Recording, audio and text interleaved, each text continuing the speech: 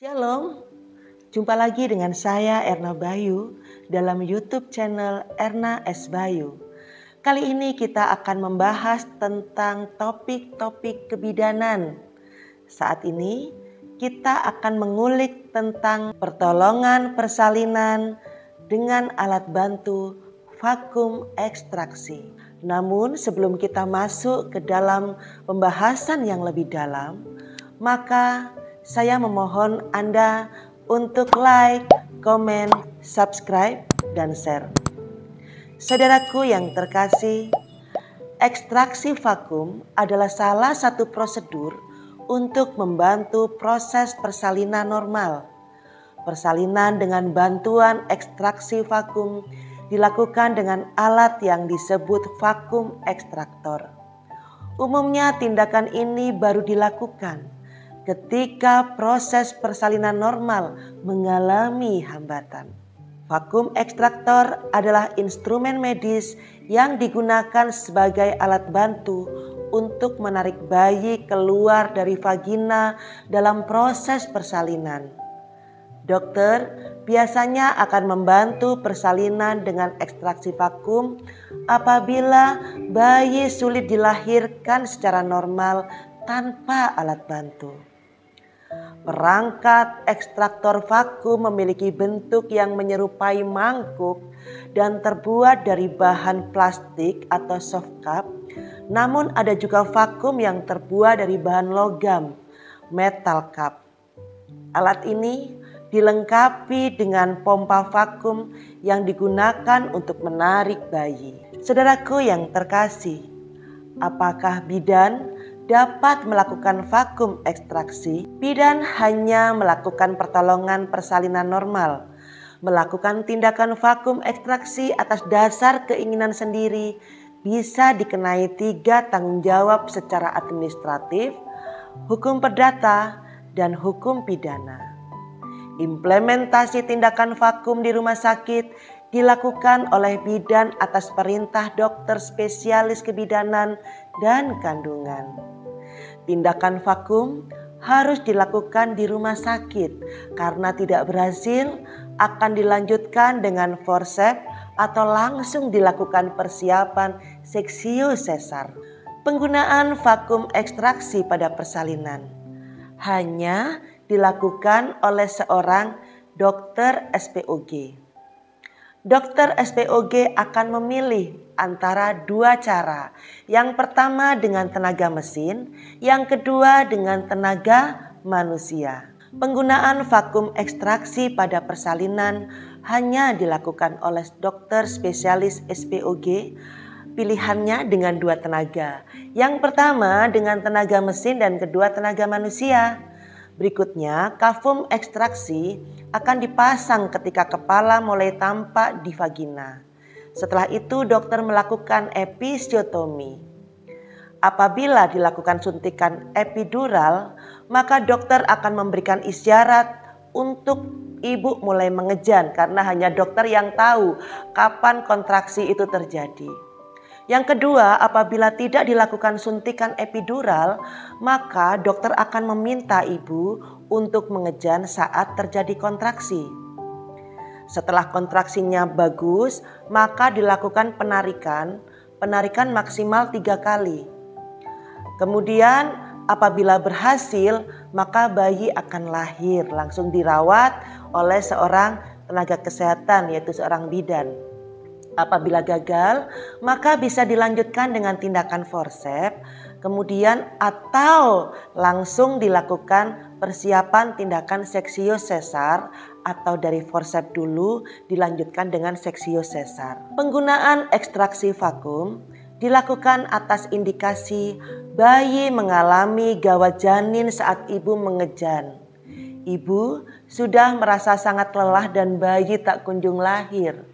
Ibu memiliki kondisi medis tertentu yang membuatnya tidak boleh mengejan terlalu lama, misalnya penyakit jantung atau gangguan pada retina.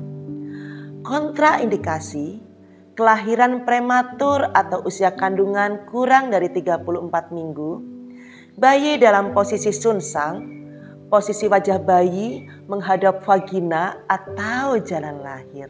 Baiklah saudaraku yang terkasih, kita akan membahas tentang tahapan vakum ekstraksi. Sebelum tindakan vakum ekstraksi, tentunya seorang ibu sempat mengalami kejadian yang namanya partes lama. Setelah partes lama terjadi, dilakukan induksi persalinan dengan obat-obatan.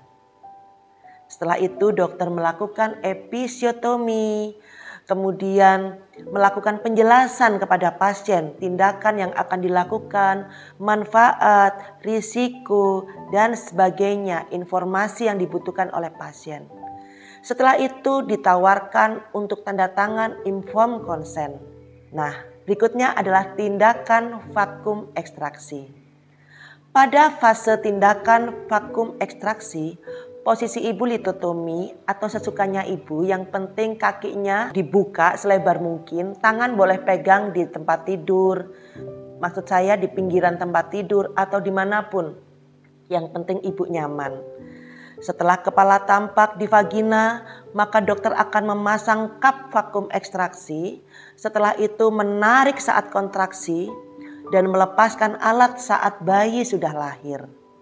Apabila terjadi kegagalan, maka bisa dilanjutkan dengan forceps atau seksio sesar, atau forceps dulu kemudian seksio sesar. Kemudian tahap berikutnya sesudah tindakan vakum ekstraksi, tenaga kesehatan harus melakukan cek apakah ada cedera. Kemudian apabila tidak ada masalah, maka bisa langsung dilakukan penjahitan episiotomi. Setelah itu memeriksa apakah ada komplikasi. Bagaimana risiko vakum ekstraksi? Risiko bagi ibu biasanya yang terjadi adalah pembekuan atau penggumpalan pada pembuluh darah kaki atau panggul. Untuk mencegahnya, mobilisasi dini apabila sudah diperbolehkan oleh dokter. Menggunakan stocking khusus atau mendapatkan suntikan heparin. Berikutnya adalah robekan perineum berat. Memiliki risiko lebih tinggi mengalami inkontinensia urin atau feses, yaitu kondisi sulit menahan buang air kecil atau buang air besar. Sedangkan risiko pada bayi biasanya terjadi lebam kepala, tetapi beberapa hari akan hilang dengan sendirinya. Lebam otak atau perdarahan otak, namun kondisi ini perlu segera ditangani oleh dokter spesialis anak. Berikutnya meningkatkan risiko bayi mengalami penyakit kuning dan perdarahan pada retina mata. Demikian penjelasan dari saya tentang ekstraksi vakum. Penggunaan alat bantu yang kedua adalah ekstraksi forceps. Ekstraksi forceps dilakukan saat persalinan terlalu lama dan ibu kelelahan. Forceps adalah alat yang digunakan untuk mengeluarkan bayi dari jalan lahir saat persalinan. Bentuknya menyerupai sepasang sendok besar yang digunakan untuk menjepit kepala bayi dan mengeluarkan bayi dari vagina ibu. Saudaraku yang terkasih, indikasi dan kontraindikasi dari pemakaian forceps. Indikasinya adalah posisi kepala bayi yang salah. Ibu kelelahan dan tidak sanggup mengejan atau mendorong bayi lahir. Persalinan lama atau macet, riwayat penyakit jantung atau asma, perdarahan selama persalinan. Sedangkan kontraindikasinya adalah posisi kepala bayi tidak diketahui, bahu atau lengan bayi menutupi jalan lahir, panggul sempit, CPD atau cephalopelvic disproportion, leher rahim tidak bisa terbuka dengan maksimal. Apa resiko dari penggunaan alat bantu forceps? Yang pertama adalah robekan di perineum, yaitu area antara vagina dan anus. Yang kedua, cedera atau luka pada vagina atau rahim. Yang ketiga, sulit buang air kecil. Yang keempat, inkontinensia urin atau tinja. Yang kelima, perdarahan pasca melahirkan. Keenam, cedera pada saluran kemih atau kandung kencing. Ketujuh, pergeseran organ di dalam panggul karena melemahnya otot dan ligamen di sekitar panggul. Yang terakhir adalah perdarahan dan infeksi. Apa resiko pada bayinya? Resiko pada bayinya adalah kejang. Kejang ini disebabkan oleh trauma pada susunan saraf pusat di kepala bayi.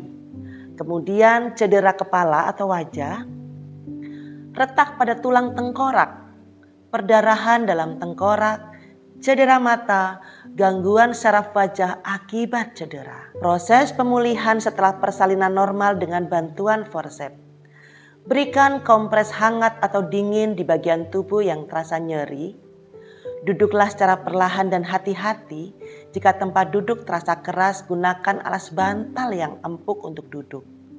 Hindari mengejan terlalu keras saat buang air besar karena dapat memberikan tekanan pada luka sehingga bisa terasa nyeri.